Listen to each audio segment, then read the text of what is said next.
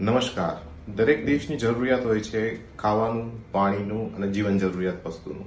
પરંતુ હવે તેમાં એક વસ્તુનો ઉમેરો થઈ ગયો છે એઆઈ ટેકનોલોજીનો. દરેક દેશની જરૂરિયાત છે કે ભવિષ્યના સુચારુ સંચાલન માટે પોતાની એઆઈ ટેકનોલોજી અલગ અલગ ક્ષેત્રમાં પોતાની એઆઈ ટેકનોલોજીનો વિકાસ કરે.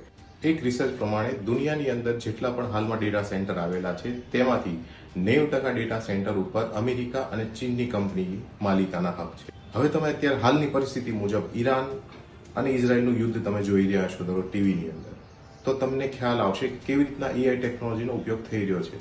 આમને સામની લડાઈ નહીં, પરંતુ અનમેન વ્હીકલ કે જે એઆઈ ટેકનોલોજી દ્વારા ચાલી રહ્યા છે. જ્યારે આપણે ભારતનું ઓપરેશન સિંદૂર કર્યું તેની અંદર પણ આપણે એઆઈ ટેકનોલોજીનો ઉપયોગ કર્યો હતો. તો ભવિષ્યની અંદર પણ યુદ્ધ જ્યારે લડાશે ત્યારે એઆઈ ટેકનોલોજી મહત્તમ ઉપયોગ થશે. માટે ડેટા સેન્ટર એટલા જ મહત્વના છે જેટલી તમારી ટેકનોલોજી મહત્વની છે. એટલે દરેક દેશોએ આવનારા ભવિષ્યમાં પોતાની એઆઈ ટેકનોલોજી વિકસાવવાની સાથે એક ડેટા સેન્ટર મહત્તમ મેક્સિમમ કેપેસિટી ધરાવતા ચીપ પ્લાન્ટ અને સુપર કમ્પ્યુટર ઉપર કામ કરવું પડશે. ત્યારે દેશને સુરક્ષિત રાખી શકાશે. જય હિન્દ.